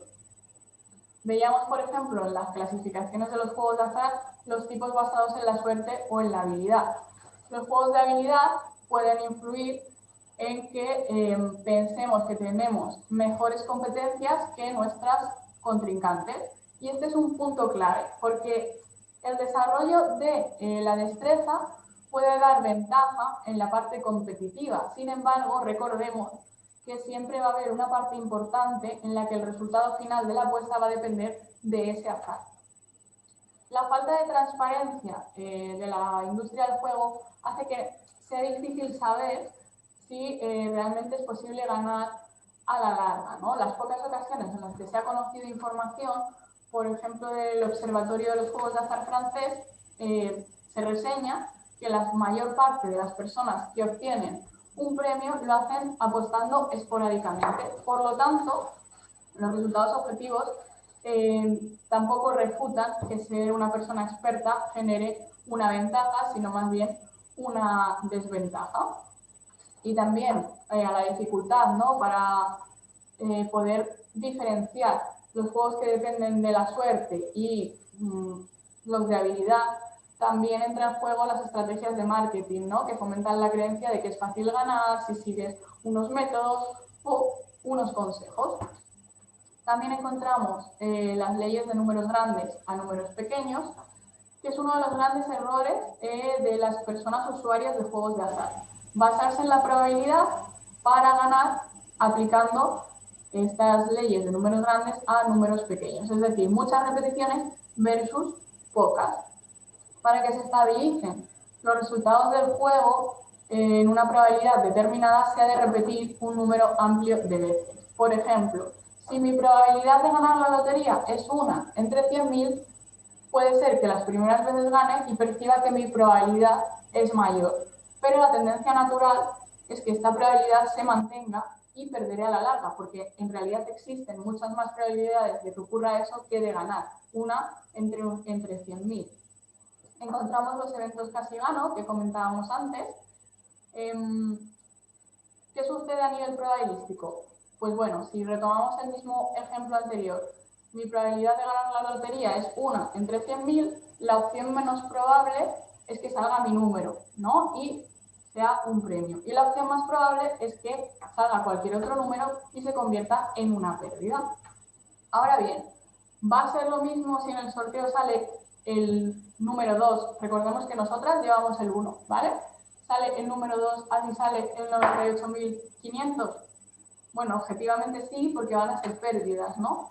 Pero las segundas es a lo que se le conoce como los eventos casi gano. ¿Pensaríamos y sentiríamos lo mismo si sale un número totalmente distinto a si sale uno tan similar? Pues bueno, puede haber tantas reacciones como, de nuevo, personas que estamos conectadas en este webinar, ¿no? La experiencia subjetiva va a ser muy variada y va a dar lugar a diferentes reacciones. Pueden pasar de la indiferencia más total y más absoluta a una frustración por haberse quedado a las puertas, ¿no? También, a pesar de ser pérdidas objetivas, estos eventos intensifican las reacciones afectivas de frustración o reconvierten el valor negativo de una pérdida en algo positivo. Nos plantean que la ganancia está ahí y que si lo seguimos intentando y perseverando, la podemos conseguir, ¿no? Aquello que es recompensante a nivel cerebral, como veíamos antes con las ganancias y con estos eventos casi gano, es mucho más fácil que se repita en un futuro que aquello que se castiga, ¿no? Por tanto, estos eventos promueven seguir apostando porque son recompensantes y porque pueden promover la ilusión de control.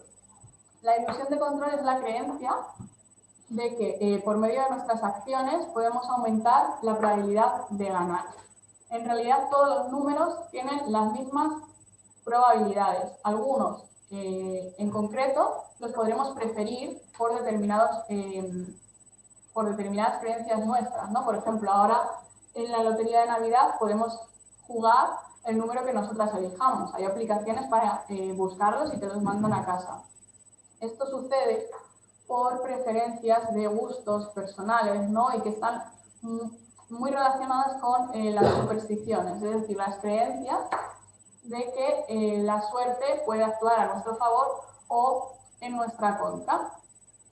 En el juego de azar, la superstición puede mediar para que se crea que hay más posibilidades de ganar que las que realmente hay.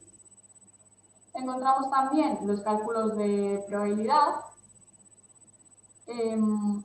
Tenemos que tener en cuenta que estos cálculos no van a ser intuitivos, o sea, son habilidades que se pueden desarrollar, pero que nos pueden estar mediados también por las creencias personales, ¿no? Y se pueden alterar. La imagen más representante de estos cálculos de probabilidad es la falacia del jugador, la creencia de que los resultados aleatorios funcionan en realidad como secuencias correlativas, ¿vale? De tal manera que una secuencia de resultados positivos se cree que es una buena racha y le tiene que suceder una de resultados negativos para compensar. No solo es una creencia que se establece en los juegos de azar, sino también, por ejemplo, en el deporte, ¿no? Y ayudan a mantener la conducta de apostar tanto dentro de una sesión como en diferentes sesiones.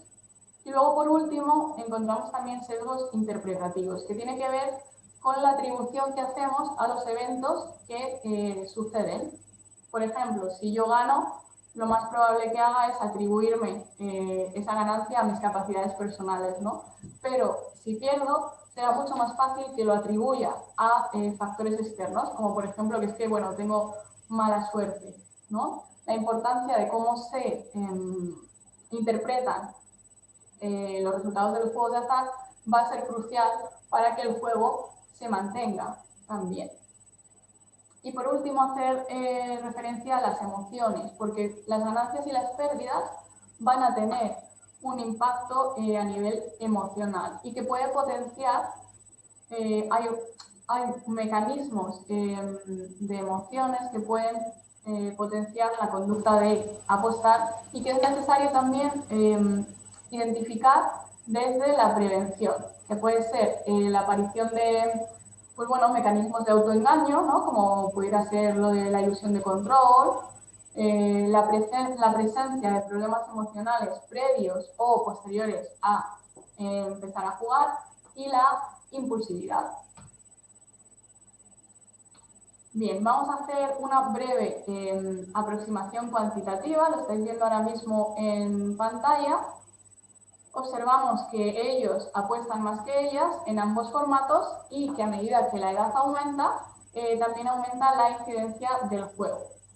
Sorprendente cuanto menos, ¿no?, que apuesten más de forma presencial que online, teniendo en cuenta que esta encuesta va de los 14 a los 18 años. ¿Qué sucede? Que la realidad es que aunque en este país las personas menores de edad no deberían poder acceder a estos locales de apuestas, sucede.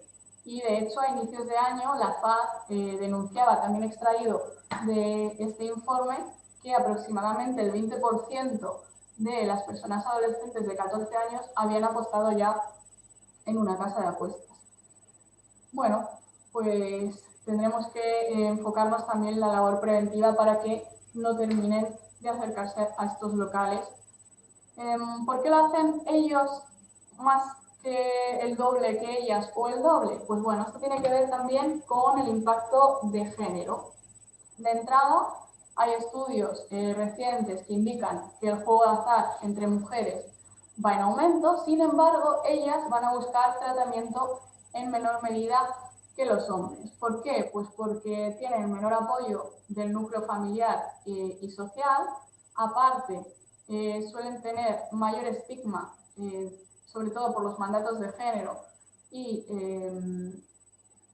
los roles familiares, ¿no?, que se les atribuye a las mujeres. A nivel social, en vez de considerarlo como personas pues, que están teniendo una dificultad o un posible trastorno, se las etiqueta de viciosas, de irresponsables, de culpables de los problemas que suceden en la familia, de malas madres incluso. Y este tipo de prejuicios puede ser un obstáculo para que accedan a estos tratamientos.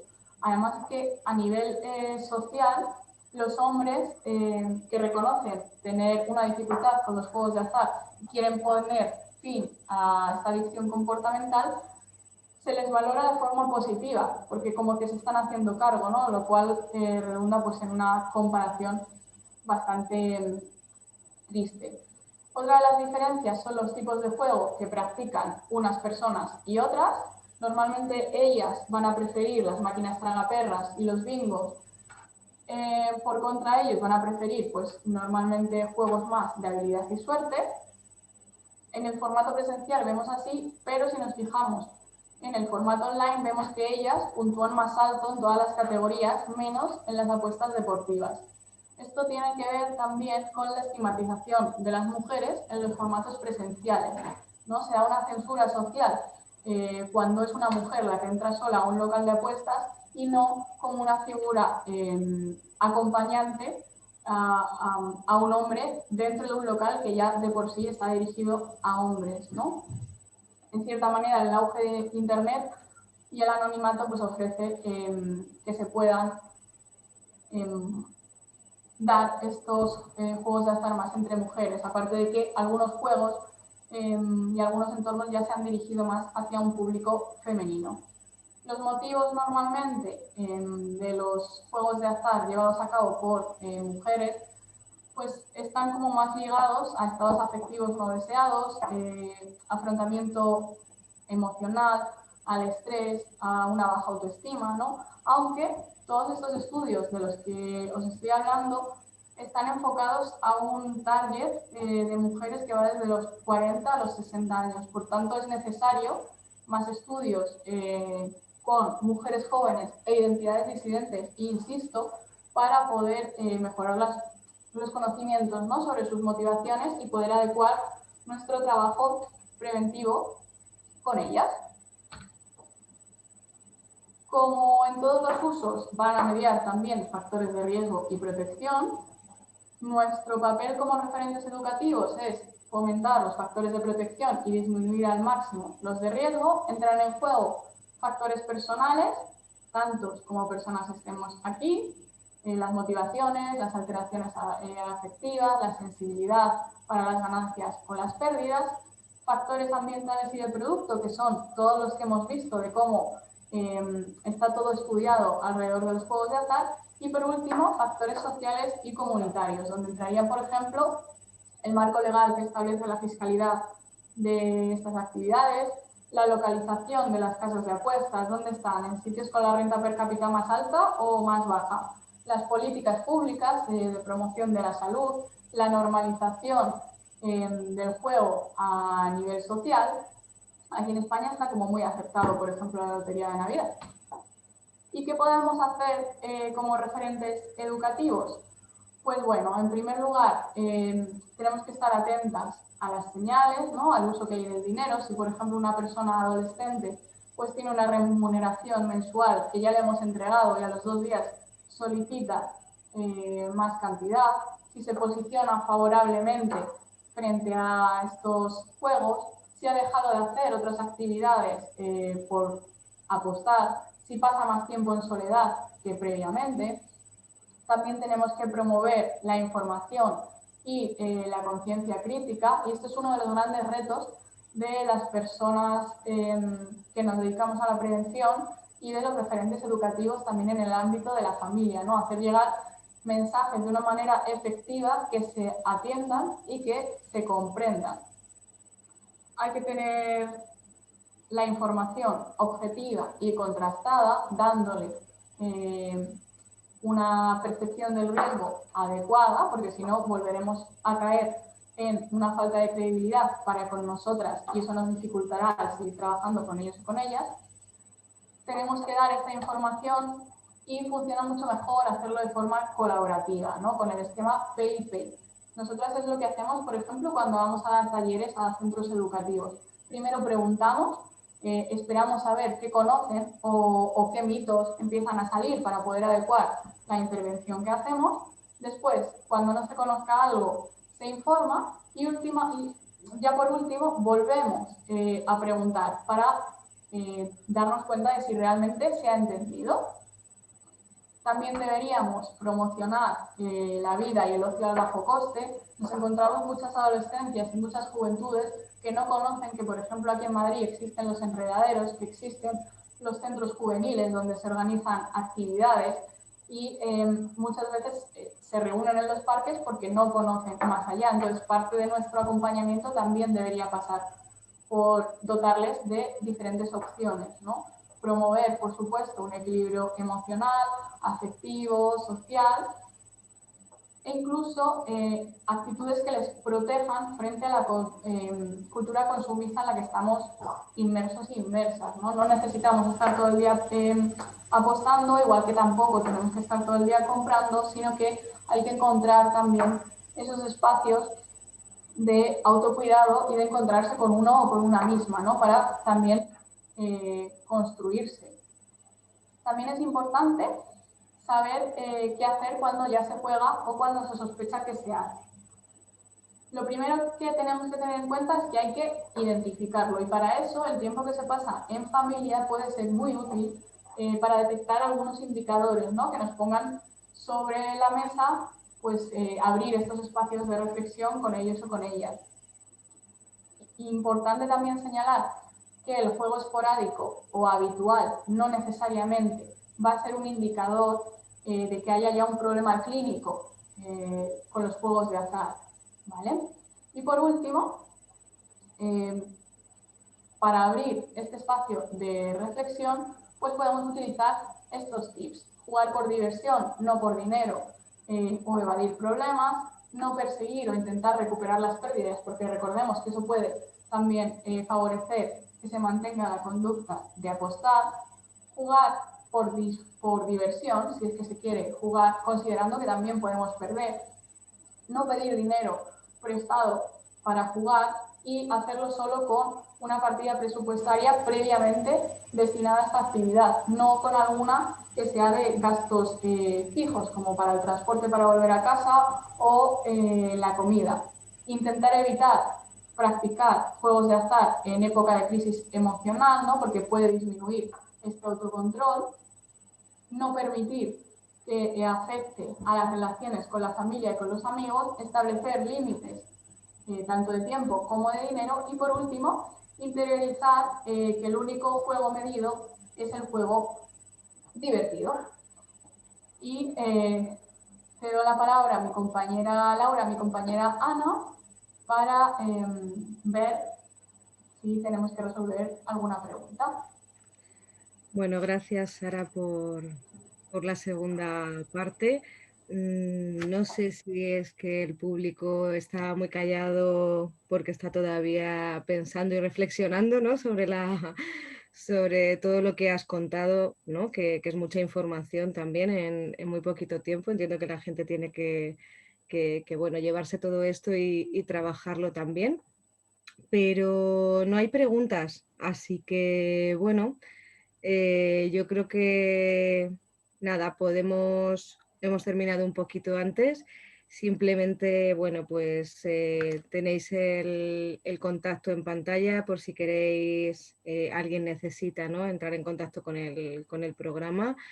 Recordar que se trabaja a nivel preventivo y también acompañamiento terapéutico para personas que empiezan a tener dificultades, pero se trabaja con toda la población en general, ¿no?, tanto las personas que presentan dificultades como todas esos jóvenes y familias que no están en ese momento, ¿no?, de dificultades y problemas, pero que quieren información y asesoramiento sobre estas temáticas. Y bueno, pues aquí estamos, ¿no?, para las familias y los profesionales que precisen. Nos podéis contactar siempre por el correo electrónico que aparece en pantalla, vía teléfono. Y nada, esperamos que os haya sido agradable a todas y a todos las dos sesiones, ¿no?, programadas desde el programa, para la redundancia. Ha entrado una pregunta en el chat. Vale, agradecimientos. Así que bueno, sin más, si os parece, bueno, daros las gracias, ¿no?, en el chat, ¿no?, por las felicitaciones que está habiendo, de verdad, muy, muy agradecidas. Y nada, si os parece, podemos cerrar y que tengáis buen fin de semana, buen sábado, y estamos en contacto. Aquí estamos el equipo, pues bueno, para lo que necesitéis en el momento que lo necesitéis. Así que nada, mil gracias y desconectamos, ¿vale? Bien. Venga, Buen día para todas. chao. Chao.